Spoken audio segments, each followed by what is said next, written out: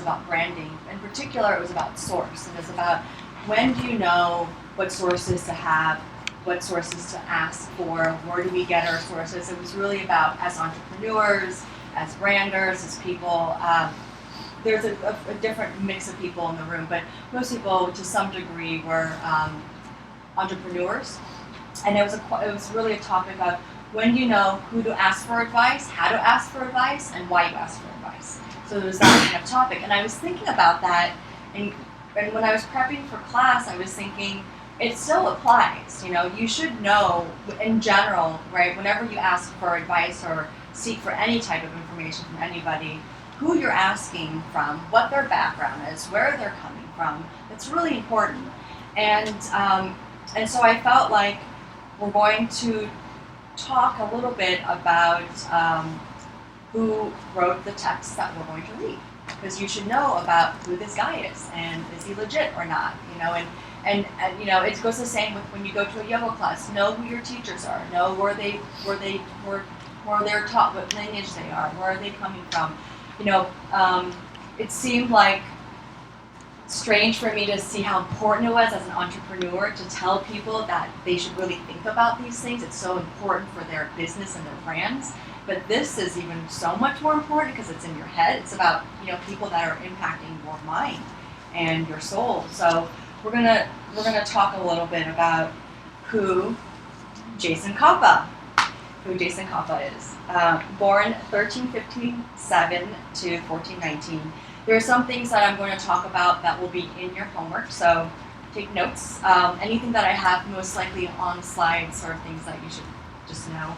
And I'm doing the slide thing, which isn't usually how my teacher taught, but I don't know, I'm visual and I feel like it helps to see it. So if it bothers us as a group, I'm happy to change the format, but we're going to give this a go and see what you think, okay?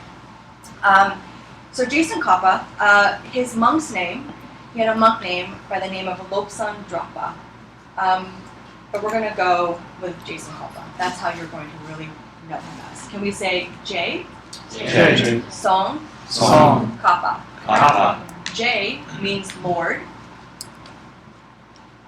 Songkar is the town that he was from. Or Songka actually was the town. Songkar was the town that he was from. Yeah. Jason Kappa was born in the northeast area of Tibet in a district called Songka. So that's where Songkar comes from. Kappa means person. And there you have it. Jason Kappa. Okay? That's how my mind thinks. So I know a little bit of math. Basic math, but it works, right? Kind of? Yeah, okay. So it's the one from Songka. And Jason Kappa is an incredibly important figure in the history of the Gelugpa Tibetan lineage. And that's the lineage that we're studying today. That's the lineage that we're from. It's the same lineage of His Holiness the Dalai Lama, which I'm sure all of you have been exposed to or know of. He was considered a great scholar and a debater and a master of Buddhism. He excelled in his studies and actually at one point decided to look at what was going on with Buddhist philosophy. It was getting a little messy and sloppy, and he decided to clean it up. He took the great books and consolidated them, and that's what we're going to start looking at, and that's going to be the foundation of our classes.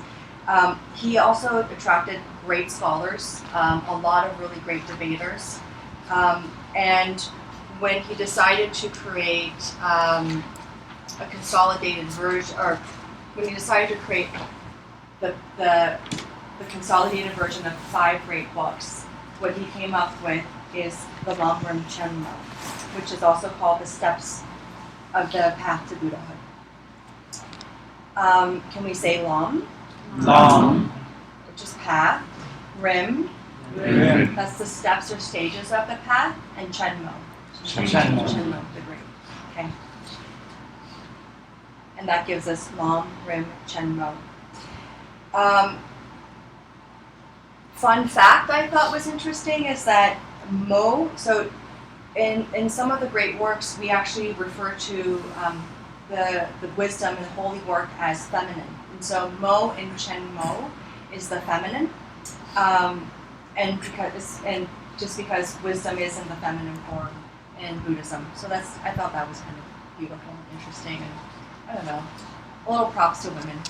You'll see a little bit of that come through for me, so just bear with me. So the Lamrim Chenmo. It's considered as one of the greatest commentaries of Buddhist history, some say. One of the greatest books that Jason Koppa wrote. It's the essence of the four schools of Buddhism. It's summarized all together into one massive book. And it's said that by studying the Lamrim Chenmo, you can actually be liberated and reach enlightenment. You can study mind only, you can study emptiness or middle way independently, but that won't do it. Actually studying the Lamrim is a very clear path to be able to reach enlightenment. When Jason Koppa wrote the first version of the Lamrim Chenmo, it was 10,000 pages, which was a lot. So he did an edited version and did a 200-page version, which was actually still quite a bit.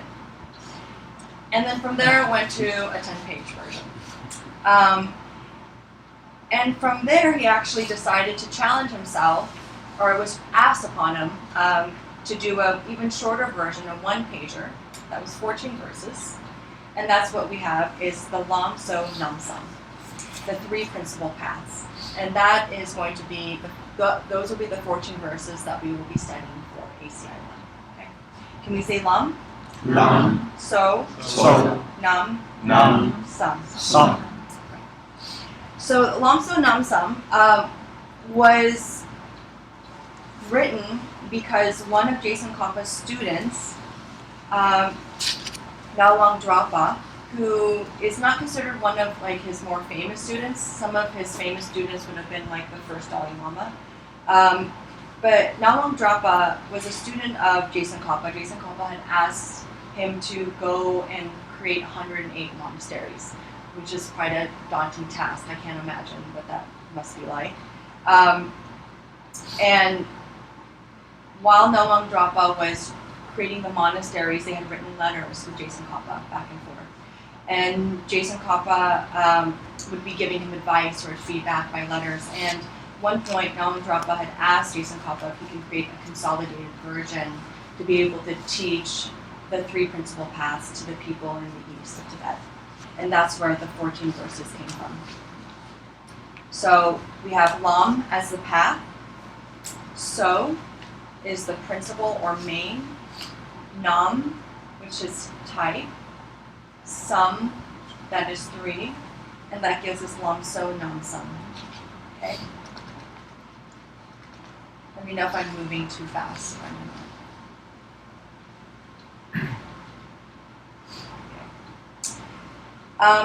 From there, the way that these texts are written, they're so complicated that there's actually commentaries on the text. A lot of times, if you ever look at Buddhist books, sometimes you'll always see a commentary of a text or a forward to a commentary of a text. You'll see that. And the reason is that the commentary is really going through and articulating and translating in our language, right, today's English, to be able to explain to us what these scholars had written back in their time. The Bongka Rinpoche, he was born in 1878 and died in 1947. He was the Rinpoche that had did the commentary for the three principal paths that we're going to study. The Bongka Rinpoche also has what's called a secret name or a tantric name. We'll talk about that a little bit later, but something that you need to know for your homework, as Deshin Ninko. But you will see the name Bongka Rinpoche appear quite a bit throughout the teachings. There's also, in the reading, you'll see some reading that talk about his history that Trijang Rinpoche did a forward to. So you can read that as well. He was considered to be a great teacher, very, very eloquent in the way he spoke. He was really well known during his time as being a teacher for the common man. There was a lot of, in the readings you'll even see that he would speak in huge crowds, and they would always talk about how he never had a microphone, yet everyone managed to be able to hear everything he had to say.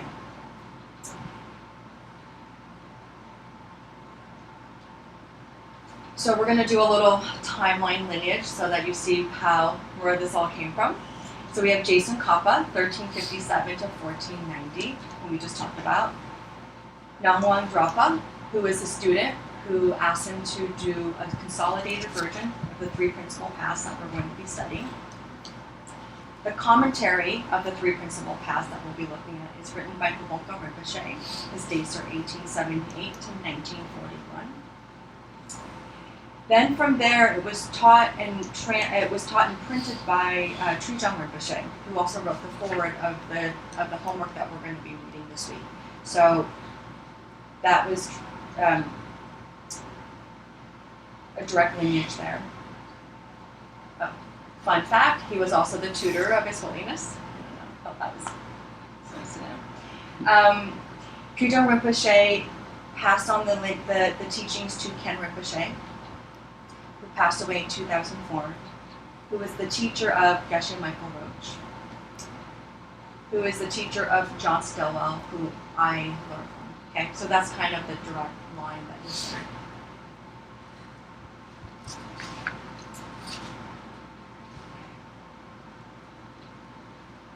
So we're going to talk about the three principal paths. The three principal paths are not physical, mental, or concepts. They're mental realizations. You'll see that in your homework as well, so something just to think about and note.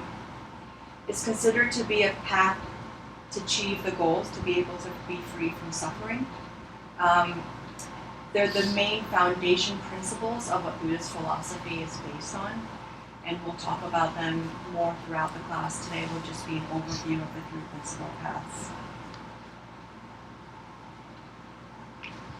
The first one we have is renunciation, also known as Nengjung. And renunciation is the realization that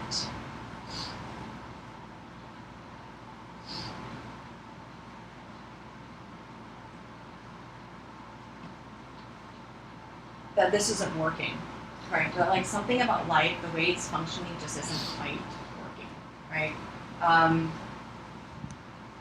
It also, some people will say it's, I don't know, I look at it as like a place in life where you're just over it.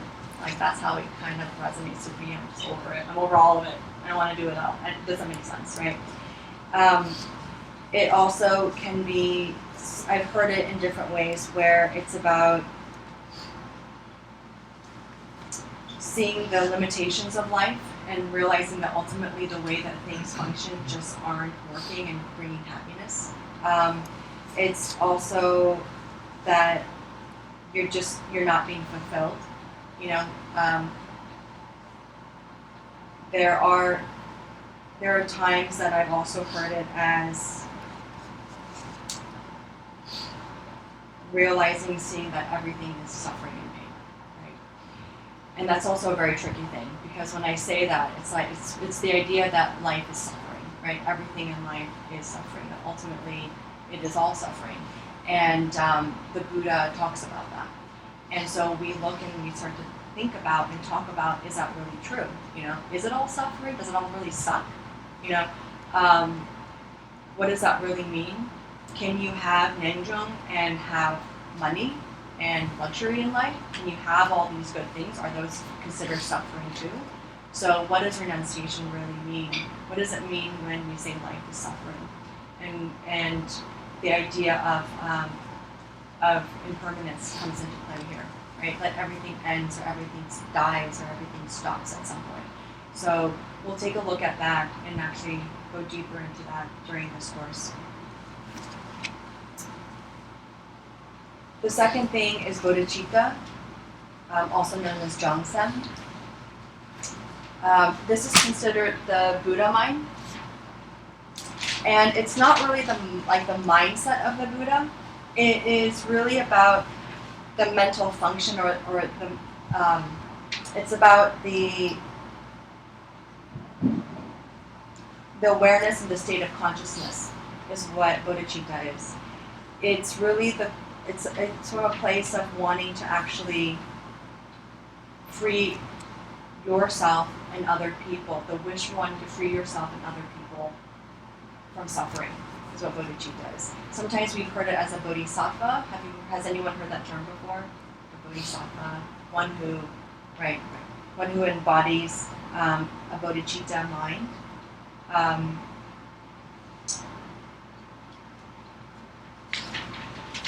And the third principal path that we'll look at is correct view, and that's Yang Dapa Tawa. And Yang Dapa means correct, and Tawa means view or viewpoint.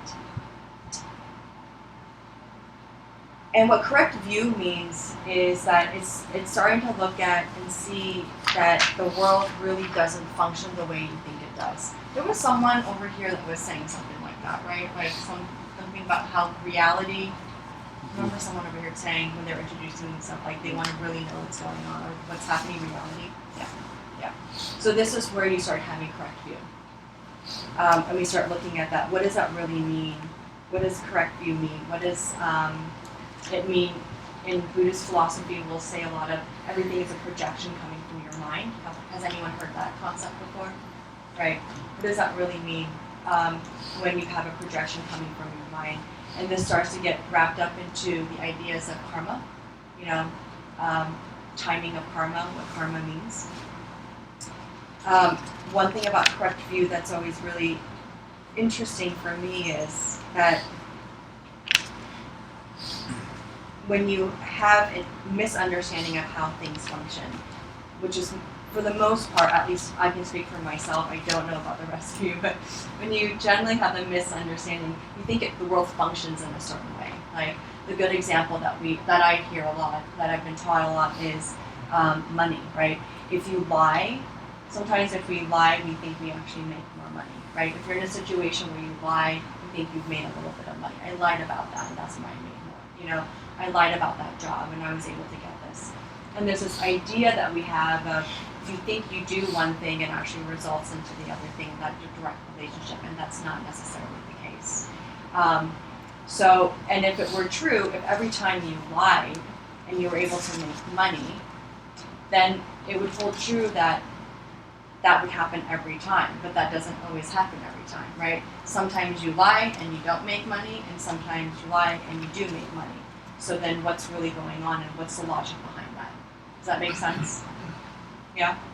So we're going to start looking at what that means. What does it mean to have correct view and to be able to apply that in your daily lives? And that also becomes the fundamental principle of how happiness starts coming into play, right? Like, how do you start to really think of happiness? What does happiness mean? Is it something that happens to you, or is it something that you create, right? And if it is something you create, how do you do that? And how does that really work? Which is really awesome if you think about it, because it really starts to mean that you are the master of your world, right? That you have that ability if you know how to harness that power.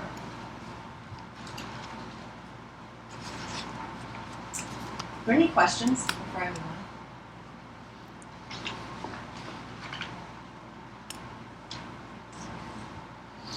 Yes. One thing is, when you say the Tibetan words, Yes. Are they Sanskrit sometimes? Are they Tibetan sometimes? Yes. Should we learn them? Should Yeah, we that's a good practice question. them? Things like that. They are a mix, and I'll actually articulate the difference. Like bodhicitta, for instance, that's Sanskrit. So we'll go through it really quickly, actually. Let me do it one more time for you. Nengjung, want to say Nengjung? Jung. That's Tibetan. Anything in the gray. Jang, Jang. Sem. Sem. Can we say it again? Jang, Jang. Sem. Sem. That's Tibetan. Bodhicitta is Sanskrit.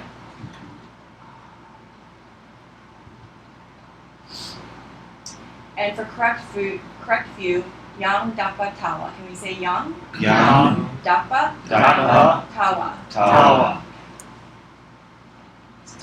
That's Tibetan as well. And it's good to have the Tibetan. It's hard, I know, for a lot of us, because it's such a language. That's a language that we're not familiar with, and it's one of those things where it will stick with you or not. For me, never, rarely. Not to say rarely stuck with me. It's something that I have to make an effort to practice. I encourage you we'll say the words in class. We'll most likely use either a Sanskrit version or the English version of it, but it is important to have that just to know where it's coming from. You will undoubtedly, if you just from your exposure of any type of Buddhism that you're around, you'll start to see bits of a word here and there. It's always exciting for me, at least, when I go to different teachings. Whenever I see His Holiness the Dalai Lama and something, he'll say something, I'm like, oh wait, I remember hearing that, and so. It's just nice to familiarize yourself with the language. I mean, Tibetan is such a beautiful language, truly, and it's a nice way also to just honor the language and the lineage. Okay, we have 3 great divisions. So in the philosophy, there's kind of 3 different motivations that you can have of looking at the 3 principal paths, and we call them 3 great divisions. And one thing about the Galupa lineage, we really like lists. So there's a lot of 3's this, 5, a lot of odds though. It's always 3 and 5, 7.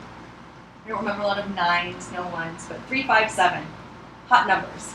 So if you're gonna play the lotto, maybe make sure you have a 3, 5, 7 in there.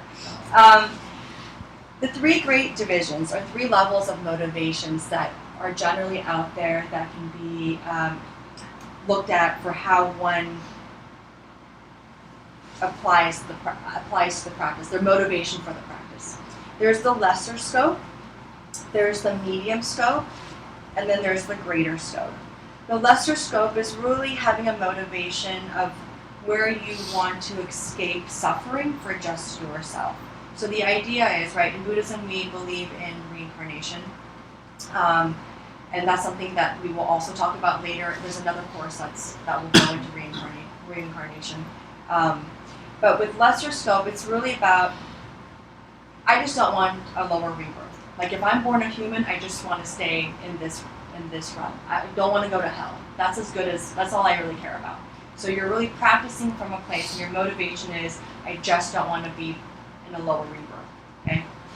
The second thing is the medium scope, which is saying that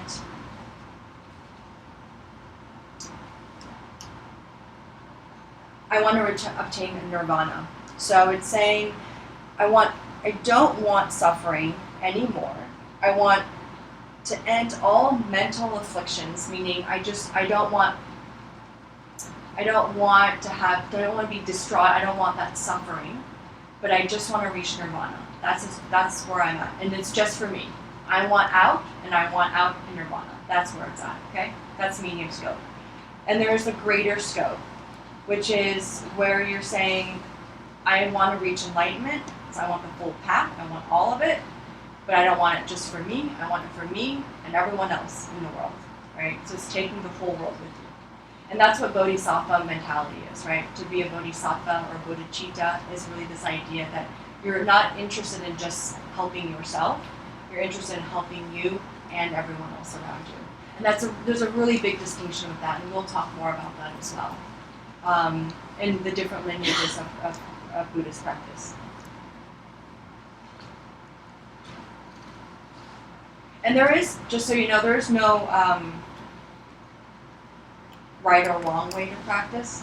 It's not like if you're practicing with the motivation of a lesser scope, you're worse than anyone else. I mean, it's not like that. They're just 3 different kind of buckets that have been outlined. The A student. So there's a part in the teachings that talk about what it means to be a good student. And I just saw the A student. I don't know. I put the plus, and then I thought we'll just keep it with the A's. So the analogy that they have in the teachings is the problems with the pot, and they talk about the lid that's closed. And the closed lid basically means that you're a student that's not paying attention, but also very much unwilling. You can't get in, right? You can't get into that pot. There is the dirty pot, which means that you're coming for the wrong motivations. For instance, like, I'm coming. Networking opportunity. I mean, I was just thinking my networking was probably not the right motivation, I know I had this pause. That would have been the wrong motivation. Coming to meet someone, like, oh, that guy's hot, that sort of thing, which happens a lot. People do come. It's a great. I mean, like whenever you go to yoga classes, it's like the most beautiful people in the same room. And I remember once I took a friend of mine to a yoga class, a guy friend of mine, and he was like, "Why did you never told me about this place?" I'm like, "What place? This is yoga." He's like, "These women are beautiful," and then, he got sucked into yoga for that, just to be able to get like not the best motivation. Let's not try to do that. It's fun. Okay. And then there's the leaky pot, right? Which is the pot that it goes in one ear, kind of out the other. So being able to retain this information. And, I think maybe to some degree, at least I'm a little bit of everything at different times, So the idea is really to cultivate being a good student for your own benefit, for yourself, and so that you can help the people around you. Note-taking is highly encouraged. Do that, do the reading. Be open. There will be some things that we will talk about that will make you uncomfortable. It will test the way you look at the world. It will make you feel uncomfortable in your body and in your mind. There'll be certain philosophies that we will bring up that will challenge you incredibly. Is this really true? And there'll be moments where it'll make you angry or sad, or things will bubble up. And I encourage you to let that happen and to work through it and to not close the lid on it. Okay, it's a process, and what we're trying to do in these courses is it's not just like a stop and shop type of thing. It's something that's really like we're kind of massaging and retooling and rewiring how our mind actually functions. Because the way in which that we are actually working and using our mind in the world is not quite working. It really isn't. Because if it was, you would have the world and the life that you want. And if you're not having that, there's a reason why that's not happening. And what the three principal paths starts to teach us is that you actually can have those things, believe it or not. I mean, it's extraordinary, but totally doable. And what you'll start to see during the process of these classes is, at least what my teacher always says to me is, he's always like, I always get really frustrated with certain things, and he's like, I'm like, what do I do? What do I meditate on? What should I read? And he'll just say, get out of the way, And that's really what it is. It's like you're in the way of yourself. And I realize that a lot of the times, that my frustrations of, why I can't seem to get from where I am and where I want to be, right? Or, like the work isn't happening, the relationships aren't happening. There's issues with my family that's not working. Like when things just get really crappy, and I can't seem to have a certain correct view of why it's not happening a certain way. I realize that I'm applying a certain mindset that I'm always like, I can fix this, I can do it a certain way, and that isn't working all the time. It works sometimes, but not all the time, right? And so that's where the whole idea of correct view comes into place. And I realized that from the practice that I've had is that I have to rethink about, and kind of using this word, but re-strategize, right? How I need to readdress these problems in my life, because the way I did it when I was 5 and 15, and I'm still doing it now, isn't the best way. It's not efficient, it's not working, I'm hurting myself, I'm hurting other people, I'm not happy, I'm having a lot of late night calls with Hector that he has to answer, where I'm crying, So that's what we'll start looking at is where are our blocks, and what and how do we start to think about how to work through those, not get around it, but how do we work through it and transform the way our mind works. Okay. It's like self therapy.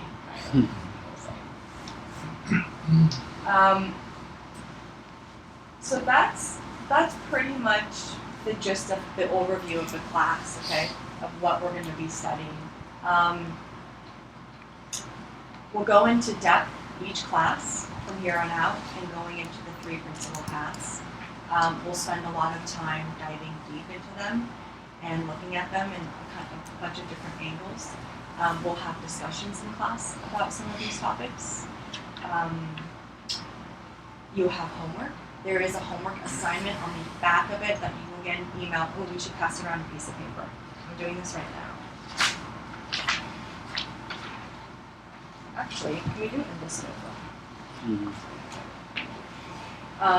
In your homework, there is a meditation that it says on the bottom to meditate 15 minutes, I think, a day. If you don't normally meditate, I recommend start with 5 minutes.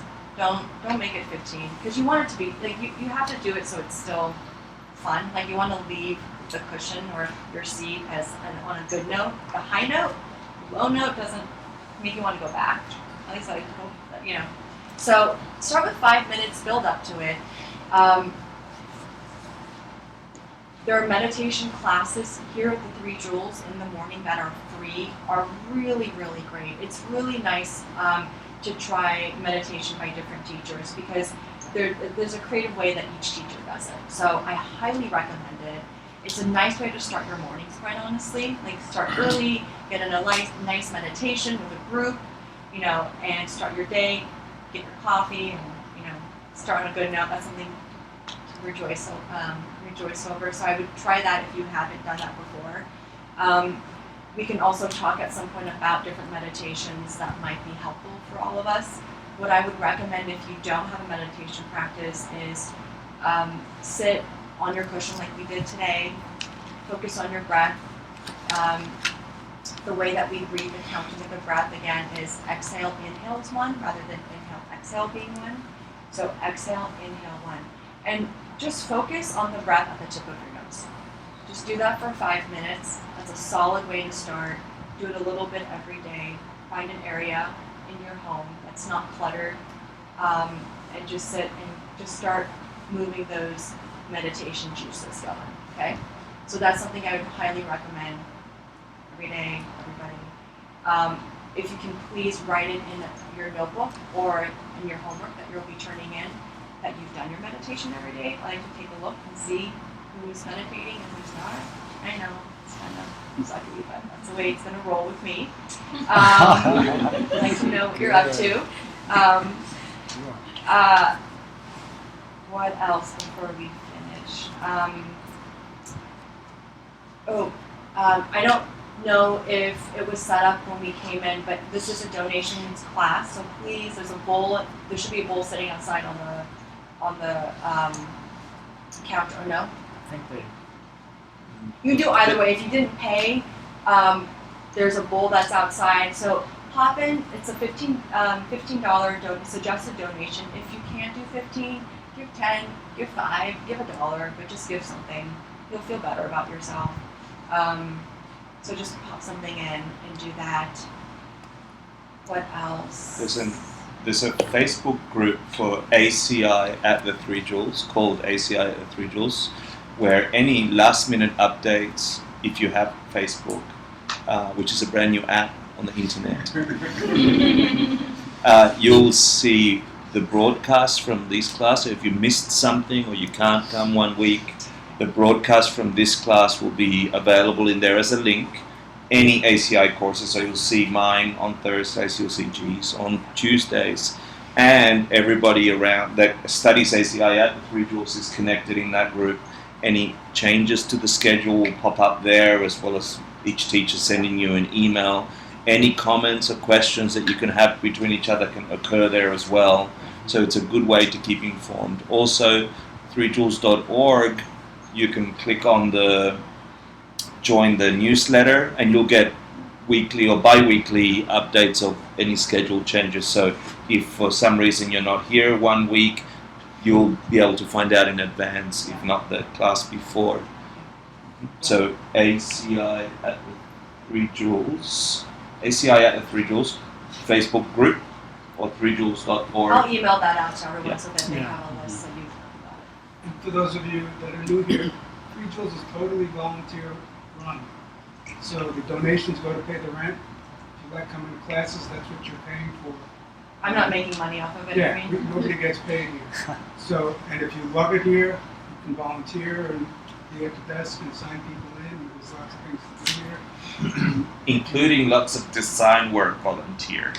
Or painting. Or painting. There's Hector's class, if you didn't realize that, on the same class up to ACI 13 right now. We're in the middle on Thursday nights, but it starts at 7:30.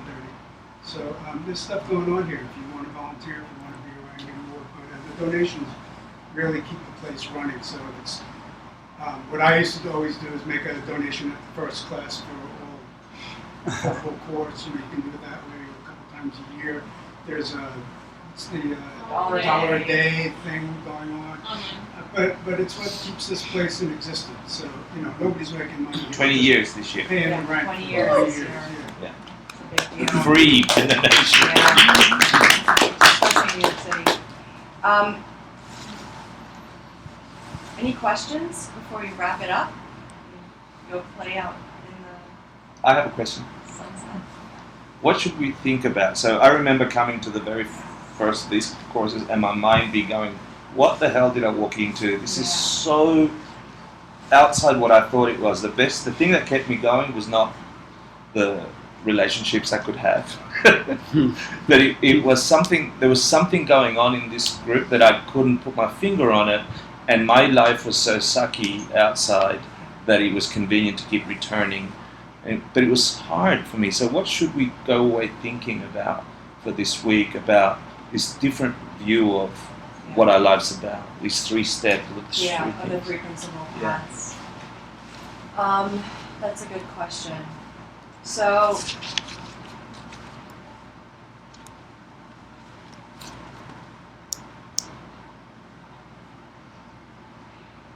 especially with today, because we just did a quick overview, I think the thing to think about this week as you go along your week is to start to observe and take a look and see what's really working and what's not working in your lives. Take a nice hard look at it, and start to see where you're not really so happy with certain things and where you are. And start to look at how you've addressed it in the past. What has been your main motivations for certain things? Where's your motivation coming from? What's your purpose? Do you even have a purpose? I mean, really, is that something you have? One thing I think about, for me at least, and I've said this before to a lot of different people that I work with and clients of mine, is that living in general is hard. Living in New York is really hard. And when it's good, it's good. Like, we've all been at places where it's good and we are flying high and feeling so good. And it feels like quickly that ends. Something happens, like your car gets towed again, or something happens and then it flips upside down. You lose your job or whatever it may be, right? And there has to be something. It may be this, it may be something else, but to me, it feels like there needs to be something that you have to believe in, okay? I don't care what that is, but it has to be something, because when it gets hard and it gets tough and you don't want to get out of bed, or you just think everything sucks, because it really does, something needs to help you get out of bed. Something needs to help you do that. And what is that for you? And if you have that, awesome. If you don't, we're going to talk about that, and let's look at that and see, because the thing about the Dharma that's so interesting is that it usually attracts people when they're at the bottom of the bottom of the bottom. You know, they've really come to the point where just like, I don't know what more to do, and they're very desperate how their life changed, which for me honestly freaked me out, because I was thinking, if that's how you have renunciation, I don't want it. I don't want it. I don't want to be part of it. That's not what I want to sign up for. I was, for me, fortunate enough where, you know, my life was a roller coaster, but I hadn't reached rock bottom, and I feel as though I've been able to hover away from that because I've had a practice that's kept me from hitting too far down. Like I've worked my way to kind of stay above water a little bit, you know, sometimes.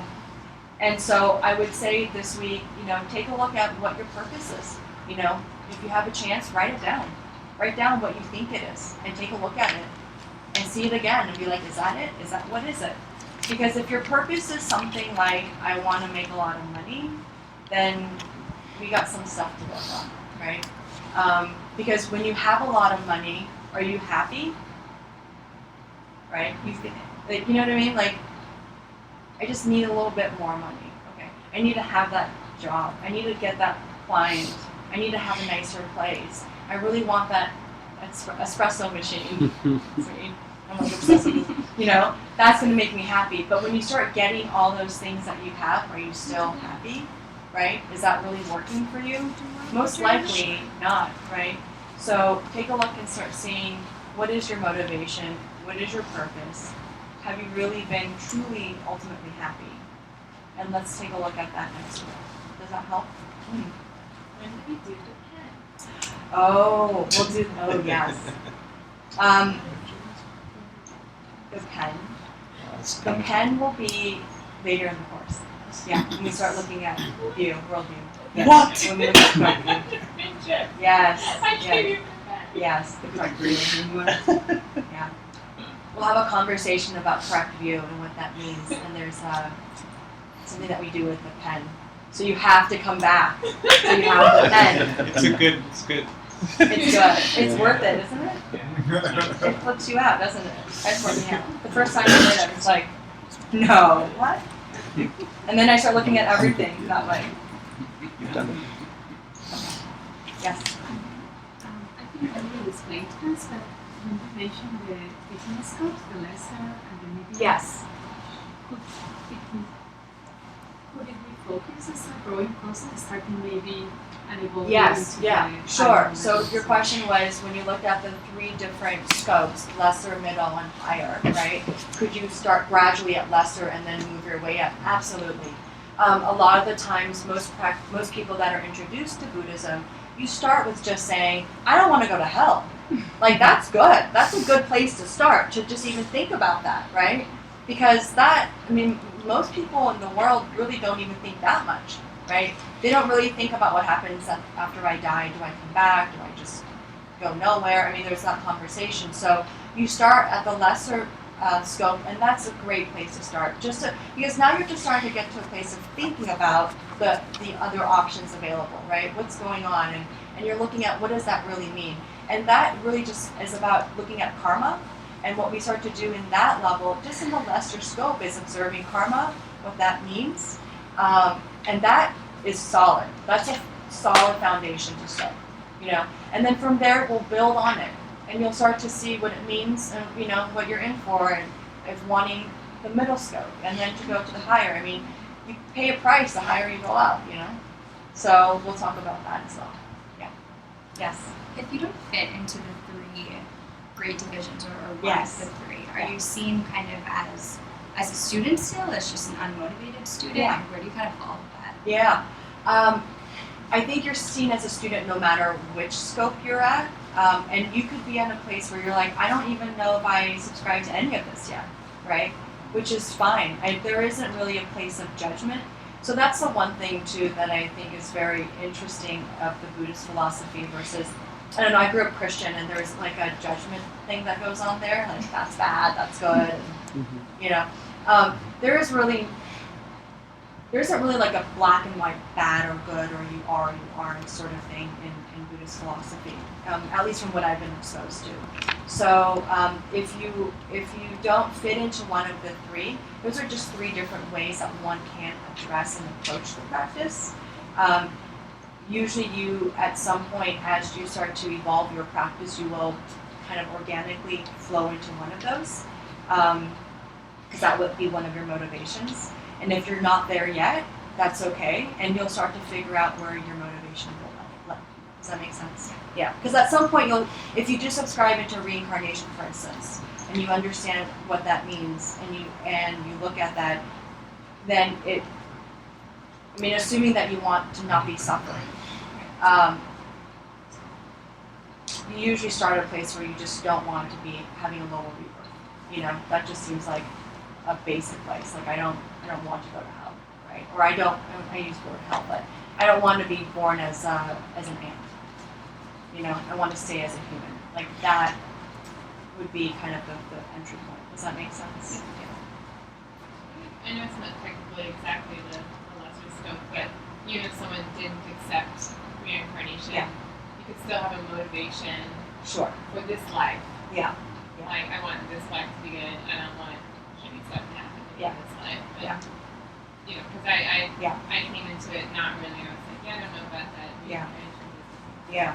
And you will. You're right. Yeah. Exactly. And it's something that I don't encourage anyone to subscribe immediately to. Like, you don't walk out and be like, okay, today I believe in reincarnation. Like, that's a big deal. So it might take a little bit where it just, like you had said, we start looking at the concepts of karma, and it really just is about, I want this immediate life to be a better life, and what does that mean, and how do I have happiness today, or how do I create happiness for myself 10 years from now, and that is a great place to start as well. Thank you. Anything else? Anyone else?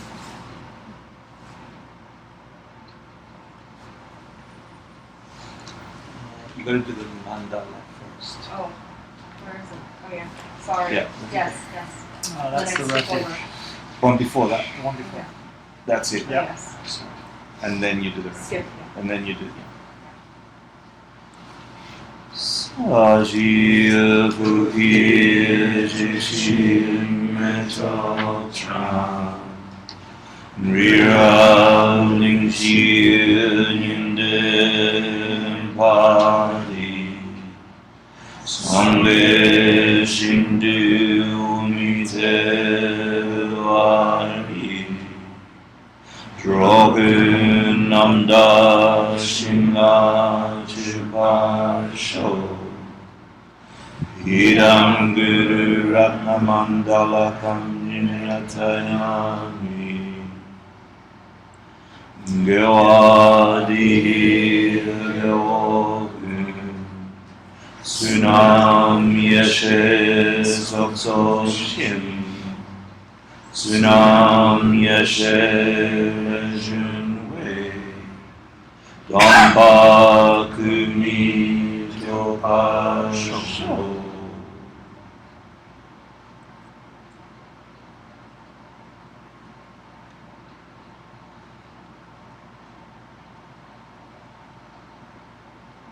Thank you for teaching your first class. Thank you.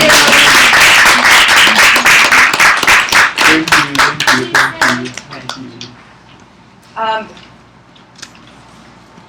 Next week we have class. The week after we don't have class for 3 consecutive weeks, and then we'll pick up.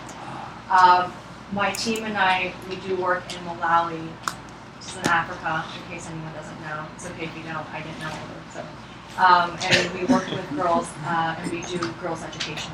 We work to help support girls' education. We do leadership program and development for 150 young women who are teenagers. And so it's a program that we did last year. We're doing it again this year as part of my company. It's an important mission. So there'll be a 3-week break in between. I am, however, conjuring up an activity that we will have while I'm away that I will be a part of. So we'll figure something out that I think will be interesting. Maybe it might. Date for class? It will be the following Tuesday after that. So let me tell you the date. Yeah. The 12th? And I just want you to tell me again what I should say.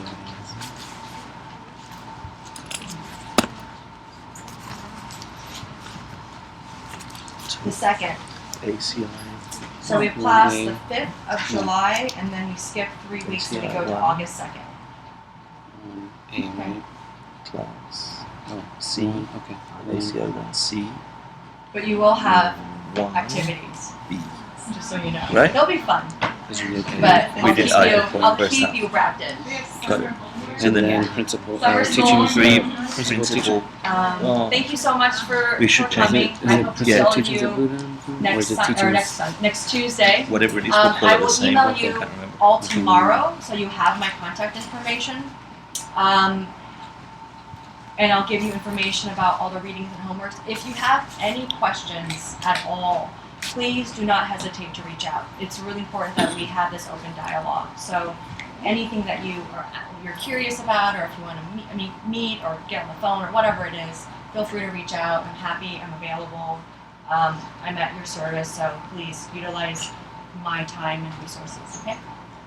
Did you say you want to keep a meditation journal? Yeah, so in the homework assignment, so you'll be responsible for just printing out the homework assignment. I'm gonna think about, I might do it 1 or 2 ways. I can have it printed out, you can turn it in, or it can be digital. I feel like most of us would prefer it being digital rather than print, right? Okay, so I'm gonna actually create a digital version where you can fill out the homework, and in it, on the bottom will be an area where you can actually write in your meditation days, what days you're meditating and how long you meditate for. Does that help? Yeah. If you want to keep a journal just because you love the idea, go for it.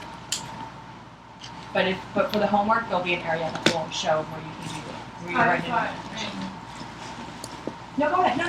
No, and while you're waiting, Oh, while on the way. Down Yes. For a second, Yes. You said something about checking your books, but you just meant looking at the homework. Yes. So, yeah, because on some of the homeworks it doesn't say how many times, so it's Yeah. kind of like 2 times that you want someone to do that exercise Okay. once a day. Yeah. And I'll have an area that you can fill in, where you can write in every day that you did and how long you did it for. Yeah, will we be able to make an online version of the homework? Will we be able to save a copy of Yes. that? Yeah. Just in Absolutely. case it gets lost. No, totally. So it'll basically be a PDF that you can write into, and then you'll fill it out. You can save it, and send it to me, and keep a copy for Oh, yourself. sure, yeah, Yeah. that's great. Yeah. Yeah, I think that would be nice. Yeah, we can do something like that. Maybe what we can even do is you can email it to me, or maybe we'll create a Dropbox account that you can just dump it into, like a little outbox that you can post your homework in, and we'll get it graded. And do something like that. How does that sound? Whatever's easiest. Okay, great. Thank you. Thank Enjoy you. your evening. Thank you. Thank you. Okay. Now So we if can you press